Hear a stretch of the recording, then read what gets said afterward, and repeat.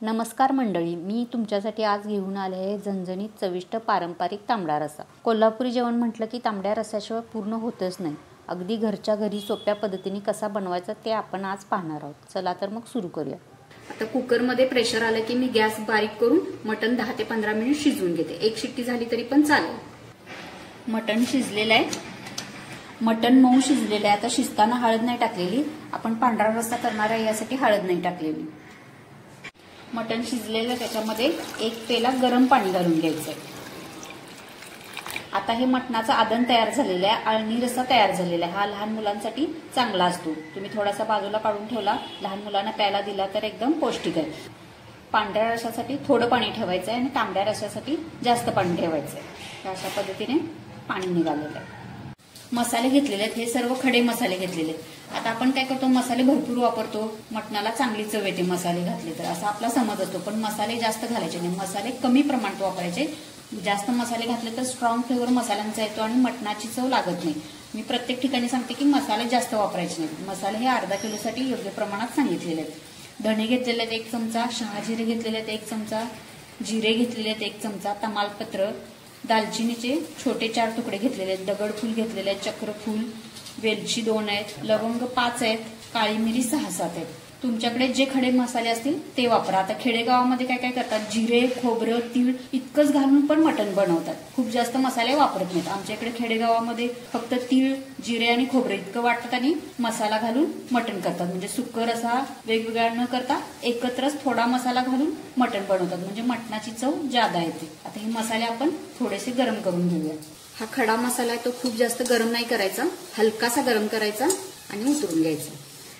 3 चमचे तीळ टाकलेले आहेत, अर्धा चमचा बडीशेप टाकलेले. सर्व भाजून घेऊया. तीळ चटचट उडतात भाजायला लागले की. तीळ भाजलेले आहेत, व्यवस्थित फुललेले आहेत. गॅस बंद करून घेऊया.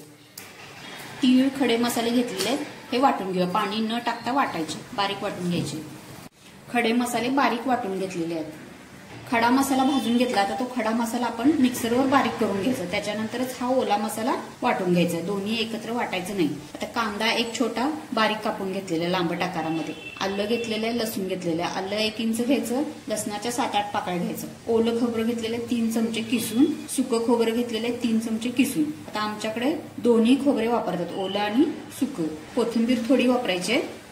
फक्त पाणी घेतलेले आहेत कोथिंबीरची. कोथिंबीर जास्त वापरली तर थोडी हिरवट चव येते रशाला. कोथिंबीर थोडी वापरायची. आपण फोडणीमध्ये घातली, वरून घातली तर कोथिंबीर चालते, पण वाटणामध्ये जास्त नाही घालायची. टोमॅटो 1 घेतलेला आहे, तर इतका टोमॅटो नाही वापरायचा, फक्त अर्धाच आपल्याला घालायचा आहे वाटणामध्ये. कांदा भाजून घेऊया गुलाबी रंगावर. कांद्याचा रंग बदललेला आहे, कांदा भाजलेला आहे. लसूण, आलं, ओलं खोबरं, सुकं खोबरं, सगळं मसाला एकत्र भाजून घेऊया. टोमॅटो भाजायचा नाहीये, टोमॅटो आपण वाटणात टाकूया. खोबरं, कांदा भाजलेला आहे. खोबरं असं गुलाबी रंगावर भाजून घ्यायचं. गॅस बंद करूया आणि मसाला थंड करून घेऊया. आता कोरडा मसाला वाटून घेतलेला आहे. हा जो ओला मसाला आहे तो आता वाटून घेऊया. अशा पद्धतीने वेगवेगळं वाटून घ्यायचं, म्हणजे व्यवस्थित बारीक वाटलं जातं. अर्धा टोमॅटो, थोडीशी कोथिंबीर. आता सुरुवातीला असंच वाटून घेऊया, नंतर थोडंसं पाणी टाकून वाटून घ्यायचं, बारीक वाटायचं. तांबड्या रस्स्यासाठीचा मसाला वाटून घेतलेला आहे आणि असा एकदम बारीक वाटून घेतलेला आहे. आता ह्याच्यामधला आपण 70% मसाला रस्स्यासाठी वापरायचा आणि 30% मसाला सुक्यासाठी वापरायचा. सुक्याला जास्त मसाला घालायचा नाही, रस्स्याला जास्त मसाला वापरायचा. 3 चमचे तेल तापलेलं आहे. रस्सा करून घेऊया. कांदा टाकूया. अर्धा कांदा बारीक चिरलेला. कांदा भाजलेला आहे. थोडीशी कोथिंबीर टाकूया. आता आपण लाल तिखट टाकून घेऊया. हे कोल्हापुरी लाल तिखट आहे. 3 चमचे तिखट टाकलेलं आहे. त्याच्या आवडीनुसार तिखट टाका. आता कोथिंबीर पहिला टाकलेली आहे, म्हणजे तिखट जळायला नको. तेलामध्ये तिखट टाकल्यामुळे कट चांगला येतो. 1 मिनिटभर परतून घेऊया. मस्त छान रंग आलेला आहे. हळद टाकूया 1/2 चमचा. मग अशी आपण हळद वापरली नव्हती. मसाला टाकून घेऊया. 3 पळ्या टाकलेल्या आहेत भरून. तांबड्या रस्स्यासाठी जास्त मसाला वापरायचा, सुक्यासाठी थोडा ठेवलेला. आता तेल सुटेपर्यंत व्यवस्थित मसाला परतून घेऊया. मसाला लागते खाली असं वाटलं तर थोडंसं गरम पाणी टाकायचं आणि पुन्हा परतून घ्यायचं. मटणाचा स्टॉक होता तो थोडासा टाकूया आणि मसाला तेल सुटेपर्यंत व्यवस्थित परतून घ्यायचं. मसाले सर्व आपण भाजून घेतलेले आहेत, त्यामुळे खूप जास्त वेळ लागत नाही. व्यवस्थित तेल सुटलं पाहिजे मसाल्याला. थोडं थोडं गरम पाणी टाकत राहायचं आणि मसाला भाजून घेऊया. मसाल्याला छान तेल सुटलेलं आहे. झाकण ठेवून मसाला व्यवस्थित भाजून घेतला. थोडंसं मीठ टाकून घेऊया. मीठ आपण शिजताना टाकलं होतं मटणाचे पीसेस टाकून. रश्शाला खूप जास्त पीसेस नाही टाकलेले, थोडेसे पीसेस टाकलेले म्हणजे रश्शाला चांगली चव येते. पूर्ण पीसेस सुक्याला घालण्याऐवजी रश्शामध्ये थोडे घालायचे. हा मटणाचा स्टॉक आहे तो घालून घेऊया.